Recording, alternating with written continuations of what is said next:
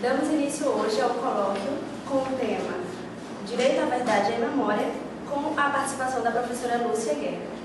Lúcia Guerra possui graduação em História pela Universidade Federal da Paraíba, mestrado em História pela Universidade Federal de Pernambuco, especialização em Cultura Afro-Brasileira pela UFPB e doutorado em História Social pela Universidade de São Paulo.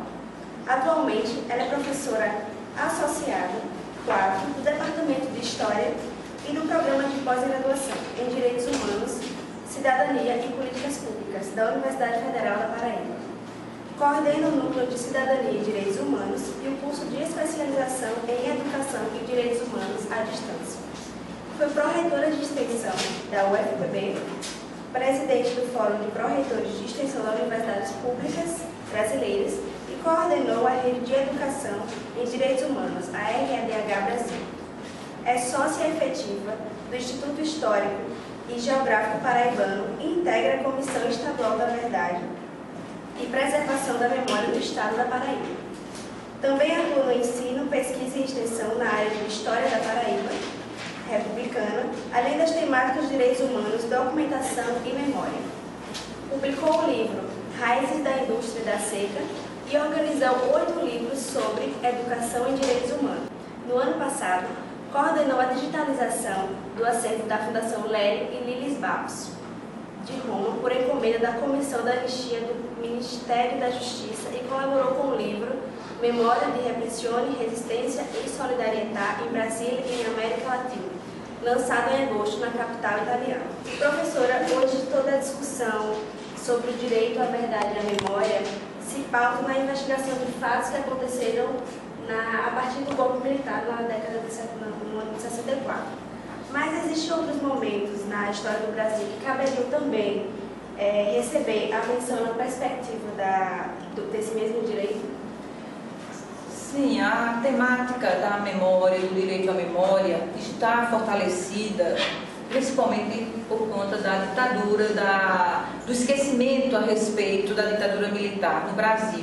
Mas vários outros temas da história do Brasil também estão merecendo um resgate histórico e que realmente toda a população possa ter um conhecimento mais aprofundado de outras violações dos direitos humanos que ocorreram durante a história do Brasil. A exemplo do genocídio indígena. Quer dizer, a quantidade de indígenas que foram mortos na época da colonização é algo assustador. A população indígena que existia aqui hoje, que existe aqui hoje, comparado ao que existia na época da colonização, demonstra a grande mortandade que aconteceu na época da colonização. E além da mortalidade, vamos dizer, física, a cultural.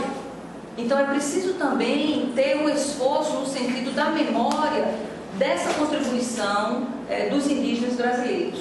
Um outro segmento muito importante na história do Brasil, que também está resgatando esse direito à memória, é a população africana que foi escravizada aqui no Brasil.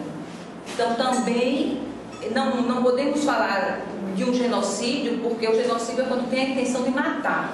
E realmente foi isso que aconteceu com os índios. Os índios eram caçados para serem exterminados, porque eles não se adaptavam ao tipo de trabalho que os portugueses queriam. Mas o africano, ele veio para trabalhar. É claro que eles morreram e sofreram as torturas, as punições, né? Mas tinha o interesse de tentar mantê-lo vivo para que ele pudesse trabalhar. Mas foi uma população que foi, né, não só morta também, né, pelos maus tratos, pelas condições de vida, mas também foram expropriadas culturalmente. Então, nós temos essas duas grandes lacunas na memória brasileira do que foi essa contribuição dos indígenas e dos africanos. Só que, para além dessa grande população indígena ou africana aqui no Brasil, nós vamos ter, na história mais recente, também a necessidade de trabalhar pela memória dos grupos que são considerados invisíveis, que são os grupos excluídos. Então, nós temos esse momento atualmente, ele tem sido, na história recente do país, de grande expansão dessas memórias, né? E quem tem contribuído para isso? Os movimentos sociais. Então, toda a movimentação que existe em torno de trabalhar a respeito da população LGBT, a respeito das próprias mulheres, da história das crianças, né, da história dos deficientes. Então, são vários grupos de excluídos e invisíveis da história do Brasil que estão a merecer também estudos e aprofundamento, né, em busca de esclarecimentos, porque qual é a questão que a história vê? Precisa de documentação, precisa de registro. E na história mais recente você encontra o registro oral, você pode entrevistar as pessoas, mas já para um período mais distante você realmente precisa de uma documentação, de arquivo ou pelo menos de literatura da época.